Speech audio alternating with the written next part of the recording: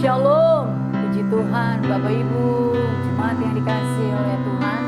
Kembali lagi kita berjumpa dalam ibadah online kita pagi hari ini. Saya percaya bahwa Tuhan tetap terus melawat kehidupan kita. Bulan November di minggu kedua ini tetap sukacita Allah memenuhi hati kita. Sebab itu kita mau datang dengan kerinduan hati kita kepada Tuhan.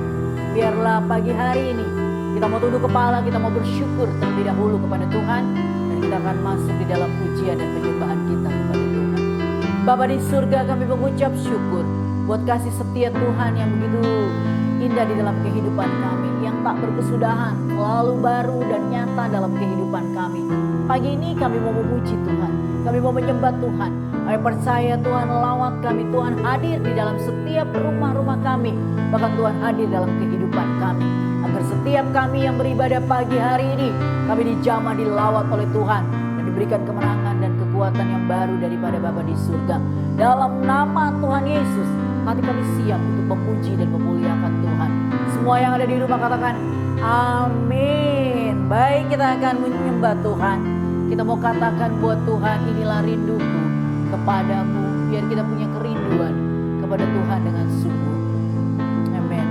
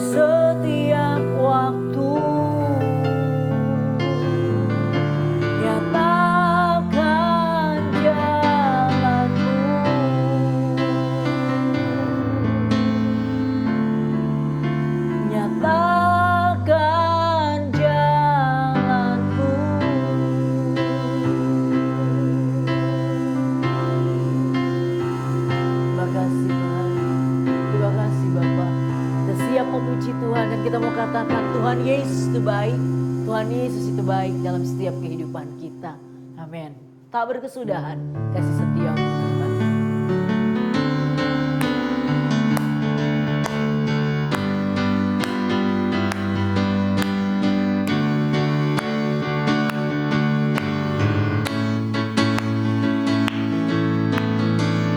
Tiada berkesudahan kasih setiamu Tuhan, selalu baru rahmat-Mu bagiku.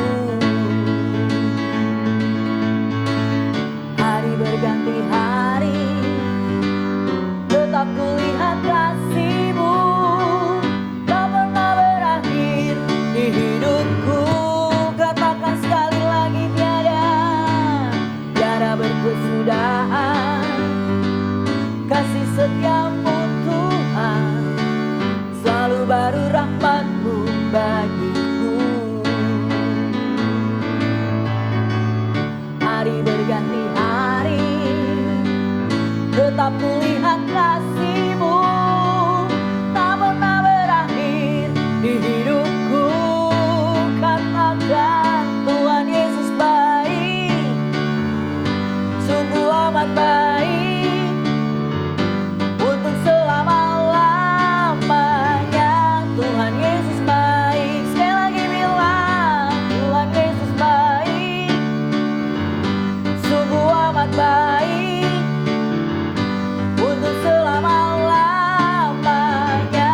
Tuhan Yesus baik, katakan Tuhan Yesus baik, sungguh amat baik, untuk selama-lamanya. Tuhan Yesus baik, Tuhan Yesus baik, sungguh amat baik, untuk selama-lamanya. Tuhan Yesus baik, sekali lagi bilang Tuhan Yesus baik, sungguh amat baik, untuk selama-lamanya, sampai selama-lamanya. Tuhan Yesus baik. Haleluya. Saya percaya Tuhan Yesus sungguh baik buat kehidupan kita. Sebab itu kita mau beri hidup kita lagi buat Tuhan. Lebih lagi kita mau berikan keberadaan hidup kita untuk tetap mengasihi Tuhan. Kita mau katakan hidup ini adalah kesempatan. Biar setiap kesempatan Tuhan kita mau berikan lewat keberadaan hidup kita, sehingga firman Tuhan pagi ini yang kita akan dengar itu boleh menjadi berkat buat kehidupan kita. Kita naikkan pujian ini untuk siapkan hati kita untuk menerima kebenaran firman Tuhan.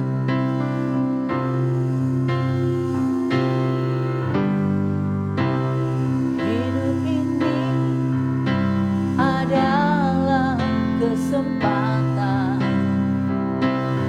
Hidup ini untuk melayani Tuhan.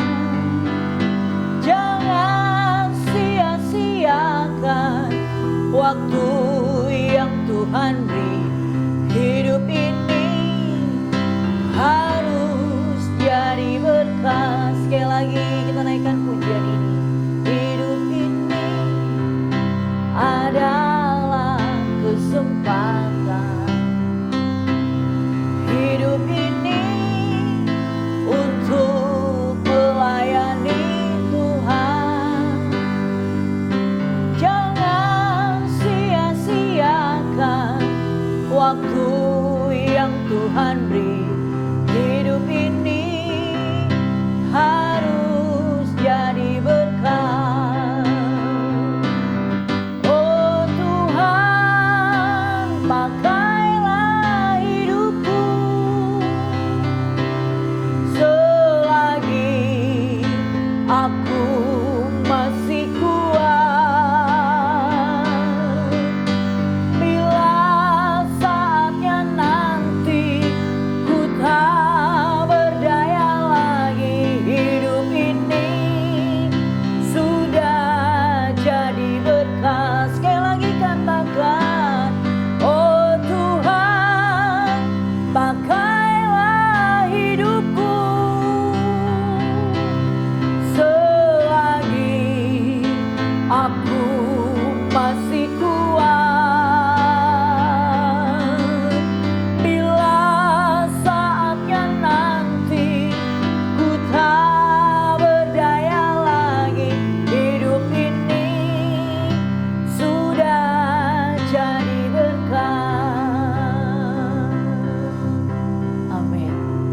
kita percaya hidup kita sudah jadi berkat. Dan kita akan siapkan hati kita buat Tuhan. Bapa, ini hidup kami. Kami mau dengar firman-Mu. Kami percaya bahwa firman-Mu ya dan amin buat kehidupan kami. Sebab itu pakai hamba-Mu, jadikan dia menjadi alat-Mu yang nama-Mu senantiasa dipermuliakan lewat hidupnya. Dalam nama Tuhan Yesus hati kami siap untuk mendengar kebenaran firman-Mu. Haleluya. Amin. Shalom, selamat pagi saudaraku yang kasih dalam Tuhan. Kita bertemu lagi untuk mendengar firman Tuhan Yesus Kristus. Saudaraku yang kasih dalam Tuhan, sebelumnya saja kita berdoa bersama. Bapa, dalam nama Yesus Kristus kami datang ke bawah kaki-Mu, mau mendengarkan firman-Mu.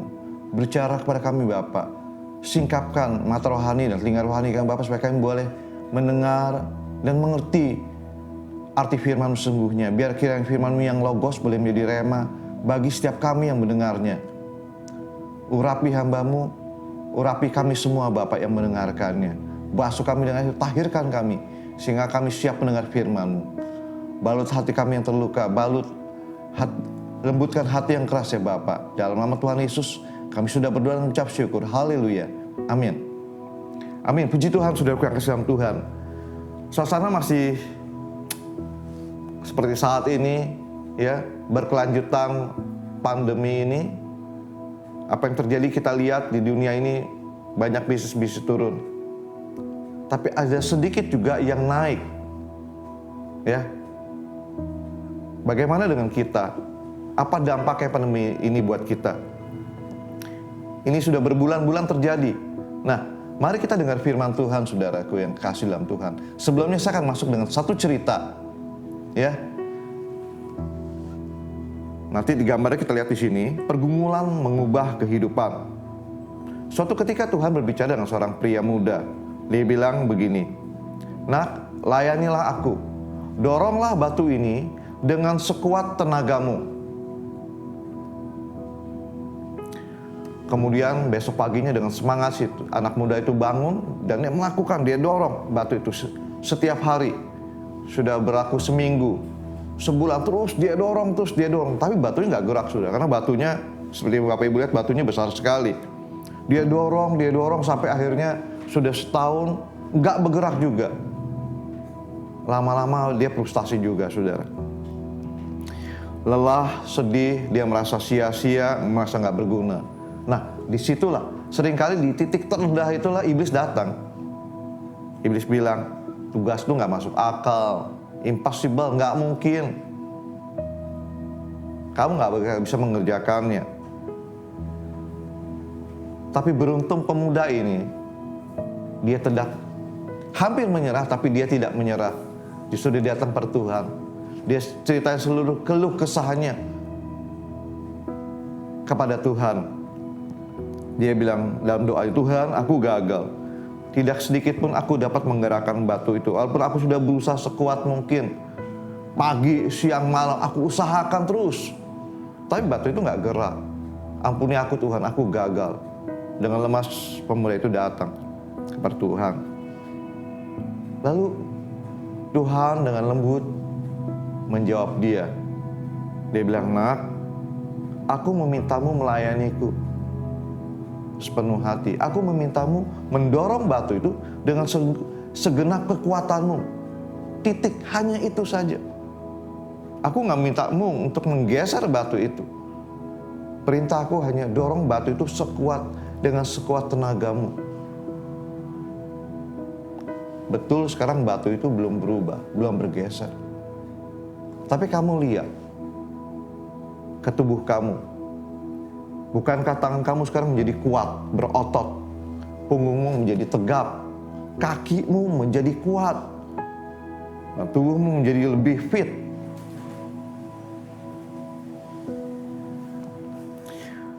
Meskipun batu itu belum bergeser, panggilanmu adalah melayaniku sepenuh hatimu. Ya, terus belajar setia, taat dan percaya kepadaku. Itu yang ku mau. Nah, saudaraku yang kekasih dalam Tuhan, di Alkitab, di Perjanjian Lama juga ada kasus seperti itu. Ya, makanya seperti judul di sini, pergumulan mengubah kehidupan. Dalam Kejadian 30 pasal 39, ayat 5 sampai 19, nanti kita baca bareng-bareng ya. Tapi intinya begini, dalam kisah Yusuf itu kita dapat melihat teladan Yusuf yang tetap setia, saudara. Walaupun mengalami berbagai hal buruk, Yusuf tetap percaya Tuhan sanggup menolong dia. Nah, untuk itu kita baca firman sama-sama ya. Kita baca firman sama-sama. Kejadian pasal 39 ayat 5 sampai 19. Kejadian 3 pasal 39 ayat 5 sampai 19. Saya bacakan ya.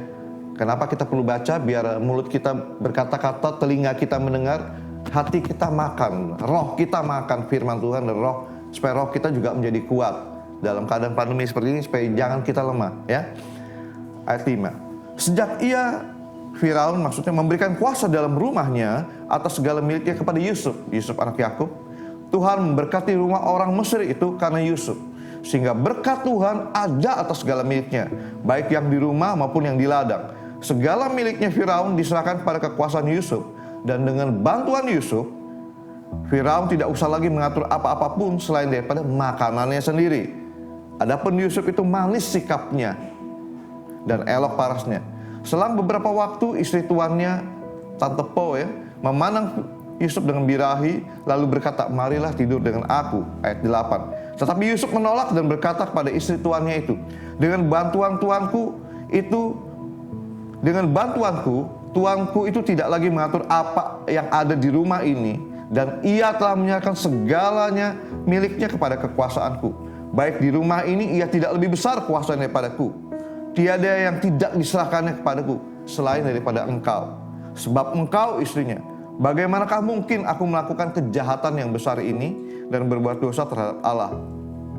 Walaupun dari hari ke hari perempuan itu membujuk Yusuf, Yusuf tidak mendengarkan bujukan itu untuk tidur di sisinya dan bersetubuh dengan dia. Ayat 11. Pada suatu hari masuklah Yusuf ke dalam rumah untuk melakukan pekerjaannya. Sedang dari sisi rumah itu seorang pun tidak ada di rumah.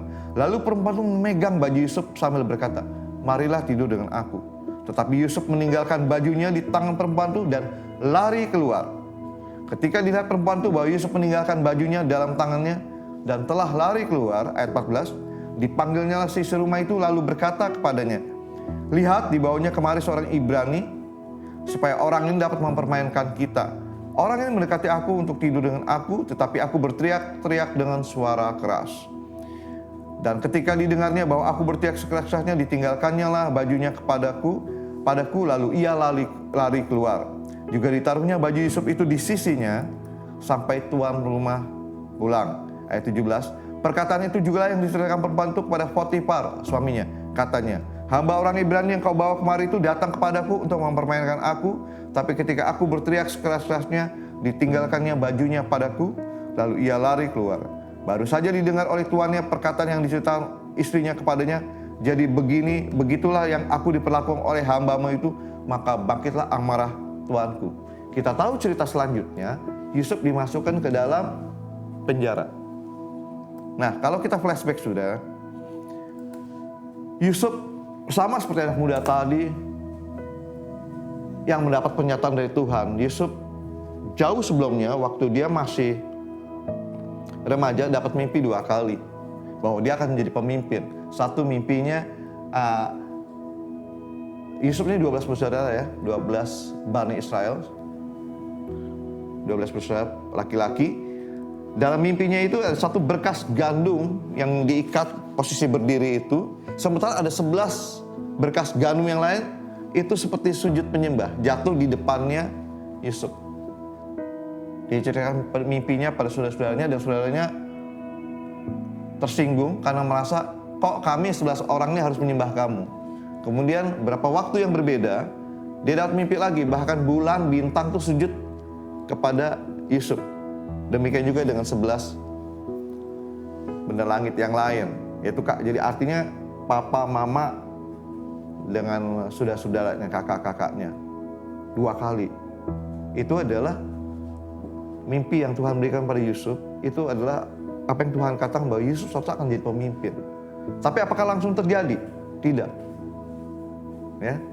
Posisi Yusuf sebelumnya nyaman, saudara. Di rumah bapaknya yang kaya, ya. Yakub tuh kaya, punya ribuan Alkitab katakan Yakub tuh kaya sekali, punya ribuan hewan ternak, ya, dengan ratusan budak laki-laki, sehingga kalau dia berperang dia bisa punya pasukan sendiri. Dan Yusuf ini juga diberi pakaian yang indah, ya, oleh bapaknya, ya, pakaian bangsawan. Setelah lihat kenyataan itu, justru hidupnya bukan enak, saudara, tapi turun ke bawah. From something to nothing. Dari seseorang menjadi bukan siapa-siapa. Kenapa? Karena diculik oleh kakaknya, dibuang ke lubang sumur, kemudian diangkat sebentar untuk dijual kepada Bani Ismail. Bani Ismail ini sebenarnya masih saudara-saudara, ya, yaitu Ismail ini Bani Ismail, anak cucunya Ismail ini. Ismail itu sama Yakub pamannya, ya, karena bapaknya Yakub. Jadi kakeknya si Yusuf ini namanya Ishak, itu saudaraan dengan Ismail, satu bapak Ibrahim atau Abraham, hanya beda ibu, ya. Nah, suku Ismail ini cuman tinggalnya ke Arab. Dia sekarang tinggal di Arab, Bani Kedar, ya, orang-orang Arab. Itu masih family, saudara, ya, masih family.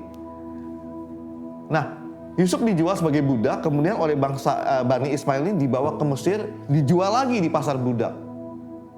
Lihat, ya, dari hidup yang nyaman di tengah-tengah, jatuh di sumur, diangkat semua untuk dijual jadi budak, dijual lagi. Harga dirinya udah nggak ada, saudara, kayak binatang piaraan, ya. Akhirnya dia dibeli oleh Potifar. Potifar itu adalah kepala pengawal Firaun. Kalau sekarang tuh kira-kira pas pampres lah, danjen, komandan jenderal pasukan pengaman presiden, kira-kira begitu, ya. Dibeli untuk ngurus rumahnya. Tapi lihat, Alkitab tidak katakan sedikit pun Yusuf mengeluh. Walaupun tidak seperti mimpinya menjadi pemimpin, ya, dia kerja dengan baik. Alkitab katakan begini, ya.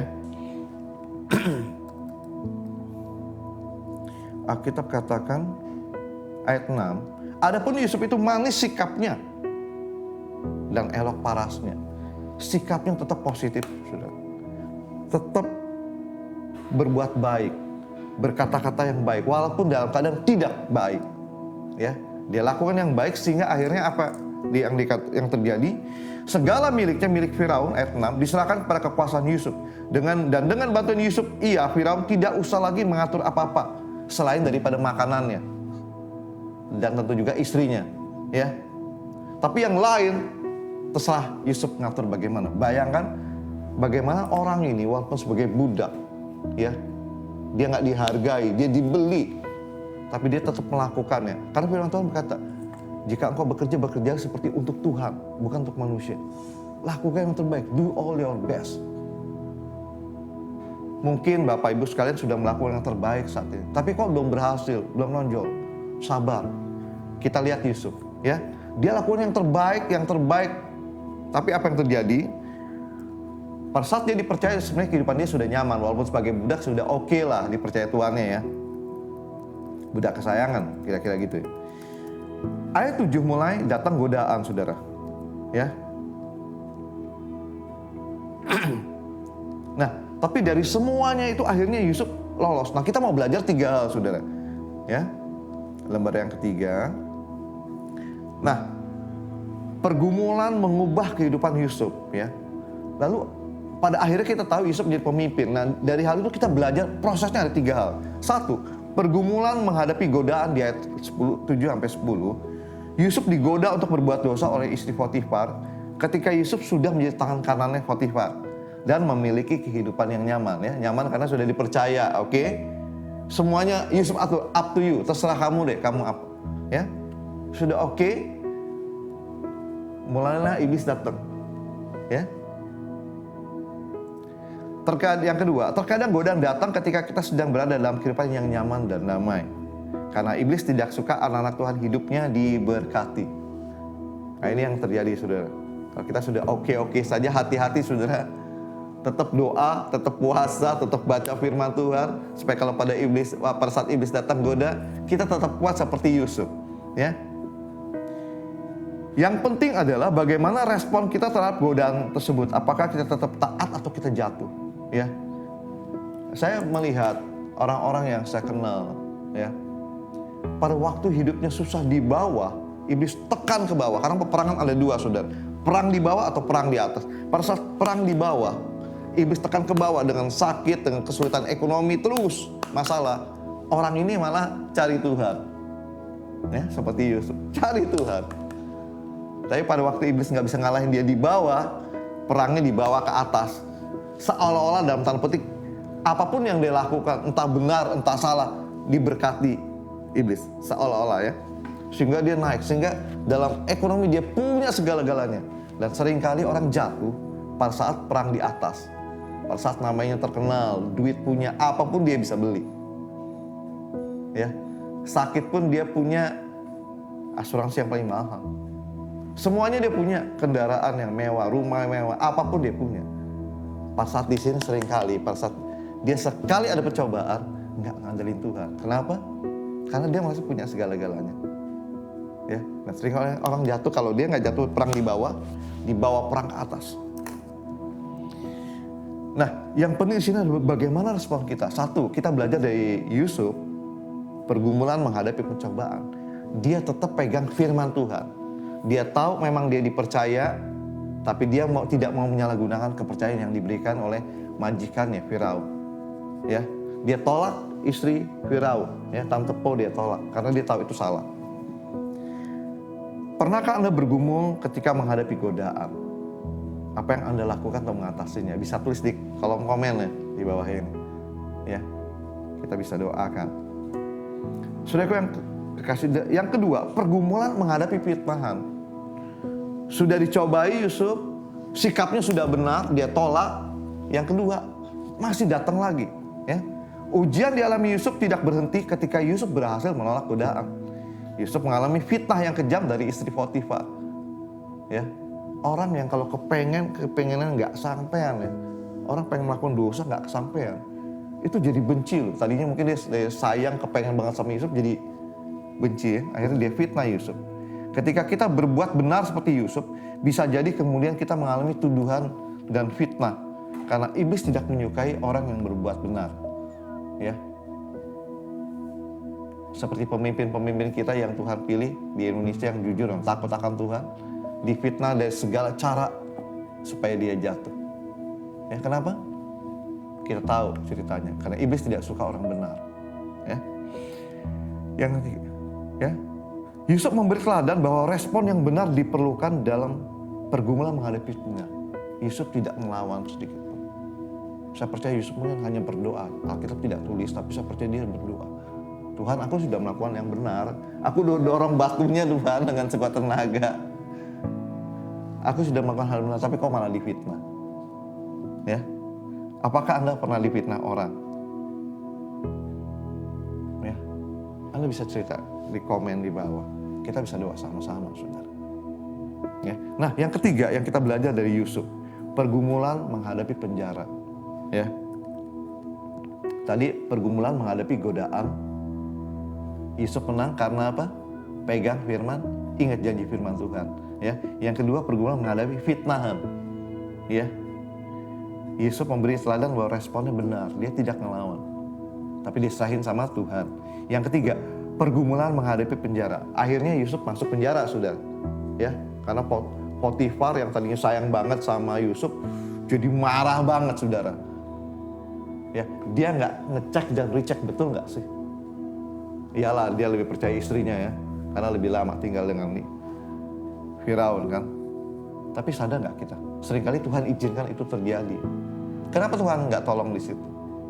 Ya, kita lihat. Pergumulan menghadapi penjara yang ketiga. Yusuf mengalami ganjaran dan hukuman atas perbuatan yang tidak pernah ia lakukan. Luar biasanya, Yusuf tidak kecewa.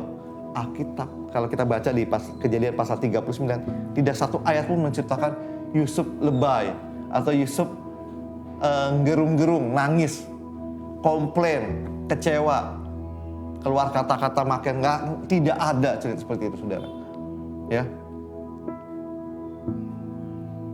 Atau kalau zaman dulu sudah ada handphone, mungkin Yusuf pakai emoticon marah begitu ya, nggak ada, saudara. Ya.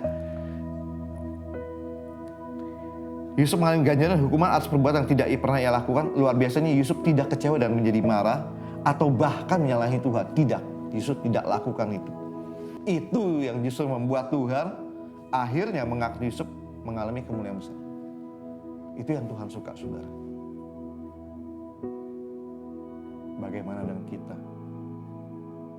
Apakah di pekerjaan kita, di pelayanan kita, Tuhan berikan tugas-tugas besar dan rasanya kita gagal? Apakah kita mundur? Sudah deh, cuti pelayanan dulu. Sudah deh, nggak mau.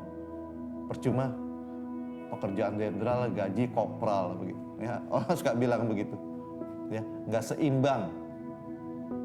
Apakah kita tetap setia melakukannya? Ya. Saya ingat dulu waktu di pekerjaan saya sering ngomong dengan saya punya staff. Ya. Kalau di sebuah kantor polisi komandannya seorang katakanlah sersan ya. Ini bawahannya prajurit ya. Kalau sersannya ini meninggal atau dia mutasi ke tempat lain, ya, atau dipindah ke kota lain, yang naik ke atas bukannya diomongin dulu saudara setahun di muka. Nanti saya akan promosi tahun depan. Siapa yang kerja paling rajin, dia akan naik gantiin saya. Enggak saudara, enggak ada yang tahu. Selalu tiba-tiba surat datang dari yang lebih atas lagi saudara. Surat datang yang di atas pada ini, kamu dipromosi naik. Ya. Bagaimana yang di atas? Di atas hanya melihat yang di bawah. Siapa yang levelnya satu level di bawah ini, yang selama ini, walaupun katakanlah kerjaannya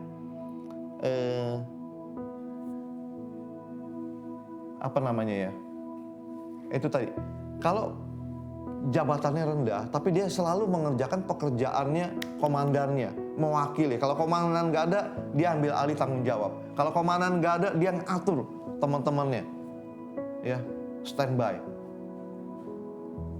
Walaupun orangnya tidak menyadari, orang ini yang paling siap. Ya, hoki itu adalah kesempatan ketemu dengan persiapan. Kita nggak bisa selalu nuntut, gaji kopral masa kerjanya jenderal. Tidak. Apapun yang kamu kerjakan dengan baik. Walaupun itu harusnya tanggung jawab yang di atas kamu, lakukan dengan baik. Karena pada waktunya nanti kamu yang diangkat. Persis seperti Yusuf. Yusuf bisa dipercaya dari hal-hal yang kecil. Ya, sebagai budak melakukan hal yang kecil. Tapi semuanya diurus oleh Yusuf dan semuanya berhasil. Yusuf nggak komplain. Walaupun dia tahu dia dapat nubuatan, dia dapat mimpi dari Tuhan, dia akan jadi pemimpin. Kok jadi budak? Dia nggak komplain. Di posisi manapun dia berada, dia lakukan yang terbaik seperti untuk Tuhan dan bukan untuk manusia. Itu sebabnya Tuhan sayang banget sama Yusuf. Tuhan bilang ini layak nih, orang ini layak dipromosikan. Tapi bayangin kalau Yusuf pada waktu dia diculik, dia komplain sama Tuhan. Tuhan kata saya jadi pemimpin, kok saya dibuang ke sumur kayak ikan, ya, saya dijual sama saudara saya sendiri. Sakit hati Tuhan, sakit hati. Jadi budak dia marah-marah, dia tendang-tendang, dia kesel banget. Di rumahnya dia anak sayang bapaknya, ya, sebagai bangsawan. Alkitab katakan Yakub kaya sekali saudara, sehingga Yusuf ini jadi anak sayangan, jadi pangerannya, dikasih jubah maha indah. Alkitab katakan, kok aku jadi budak? Enggak terima Tuhan aku. Bayangin kalau Yusuf seperti itu, dia kerja seenaknya semaunya aja, bahkan mungkin dia nggak kerja, dia nggak selesai kerjanya, dia nggak disayang Firaun, dia tidak bisa mengerjakan dan menyelesaikannya. Mungkin nggak Tuhan angkat Yusuf untuk menjadi orang nomor 2 di Mesir dengan sikap demikian? Ya. Nah, sudah aku yang kasih dalam Tuhan, saya mau tutup dengan satu cerita saudara. Ya, kalau kita lihat di sini ada gambar tentang bagaimana di Timur Tengah kurma ditanam dalam pasir dan ditutupi dengan batu. Ya, Bapak Ibu bisa lihat gambarnya. Itu di atas ada batu, 3 batu ditumpuk ya. Itu di padang pasir. Di bawahnya itu ada benih kurma. Aneh ya, kenapa? Benih kecil, bayangin kalau besar bijinya seperti biji kacang hijau lah katakanlah. Kita siramin, dia akan tumbuh. Tapi bagaimana bisa numbuh kalau di atasnya ada batu? Nah, justru yang menarik begini. pada saat dia numbuh coba ke atas, di atas ada batu. Karena dia belum kuat, yang terjadi akhirnya dia tumbuhnya ke dalam. Akarnya diperbanyak. Dia coba lagi naik ke atas, nggak kuat. Akarnya terpaksa numbuh ke bawah. Karena kalau dia dapat makanan, asupan dari air, ya, dia tetap bertumbuh, saudara. Cuma kalau dia nggak bisa ke atas, dia bertumbuh ke bawah. Terus. Sampai akhirnya akarnya di dalam pasir, akarnya merambat ke kiri, ke kanan, ke bawah, kemana-mana, saudara. Pada saat dia sudah cukup kuat, waktu dia naik dengan batang pohon kormanya, makanya batunya rubuh ke kiri, ke kanan, saudara. Setelah dia cukup kuat. Kemudian dia tumbuh tinggi atas, kalau kita lihat di sebelah kanannya. Kenapa? Karena di padang pasir tidak ada penghalang angin. Pohon makin tinggi, itu bakal kena hempasan angin. Itu sebabnya kenapa pohon korma menjadi kuat, karena apa? Berapa meter tinggi ke atas, berapa meter pula dia akarnya ke bawah. Apa yang dapat kita pelajari dalam hal ini? Seringkali kita berasa seperti Tuhan kasih batu di atas kita. Seperti kita disuruh Tuhan dorong batu yang gak bisa bergerak. Ya, begitu banyak batunya, batu satu kita bisa lalui, ada batu lagi, ada sandungan lagi, ada beban berat yang lain lagi, sehingga akhirnya kita frustasi. Sabar, saudara. Tanpa sadari, Tuhan sedang izinkan kita melatih kesabaran kita, melatih iman, tetap percaya kepada Tuhan. Firman Tuhan katakan, mengucap syukurlah dalam segala hal. Tetaplah percaya, berdoalah senantiasa. Itu bukan kata-kata kosong. Karena Tuhan sedang melatih kita. Karena kita seperti biji kurma yang ditanam, yang diperlukan kuat ke bawah. Supaya pada waktu Tuhan angkat kita ke atas, akar kita sudah kuat. Amin. Tahu pergumulan apa yang Bapak Ibu hadapi. Batu besar apa yang di depan Bapak yang terus coba didorong tapi nggak bergerak. Saya tidak tahu batu apa yang di atasmu yang buat engkau nggak bisa naik walaupun sekuat tenaga engkau sudah berusaha. Seperti biji kurma itu. Tapi satu hal yang Tuhan mau bilang hari ini, Tuhan tetap mengasihi engkau. Lihatlah keadaanmu sekarang, walaupun sudah setengah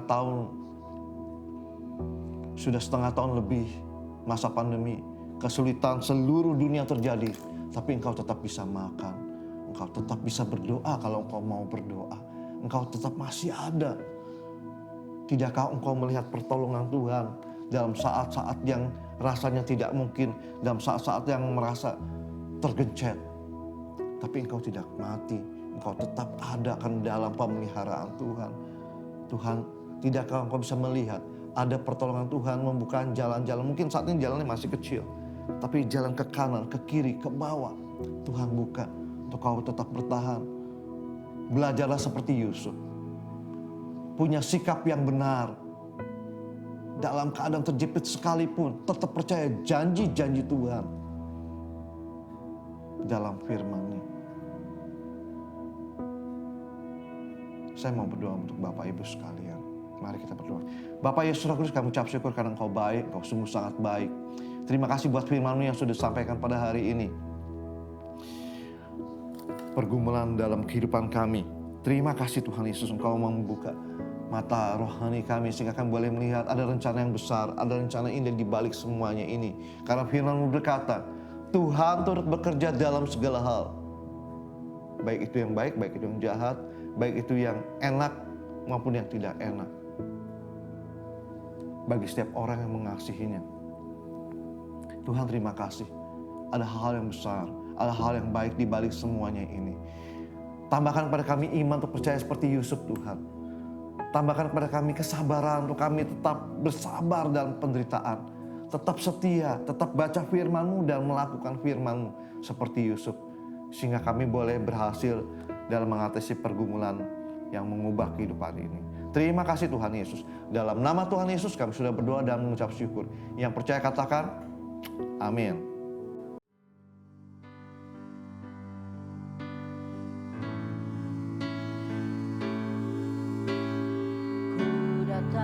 Ya Bapa, dalam kerinduan memandang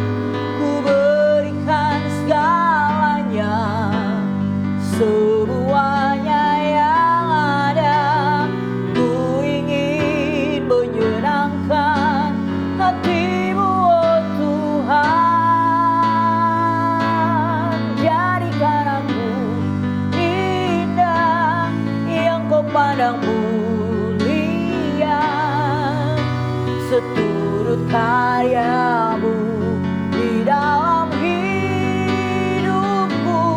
Ajarku berharap hanya kepadamu, taat dan setia kepadamu. Tuhan, jadikan aku indah yang Kau pandang mulia, seturut karya-Mu di dalam hidupku. Ajarku berharap hanya kepadamu, taat dan setia. Sekali lagi bilang, taat dan setia, taat dan setia kepadamu, Tuhan.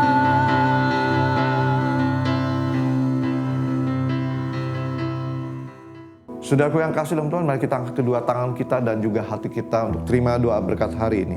Kiranya Tuhan menyertai engkau dengan wajah-Nya. Kiranya Tuhan memberkati keluar masukmu.